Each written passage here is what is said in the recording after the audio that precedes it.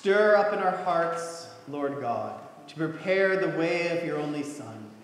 By his coming nature, our growth as people of repentance and peace, through Jesus Christ, our Savior and Lord, who lives and reigns with you in the Holy Spirit, one God, now and forever.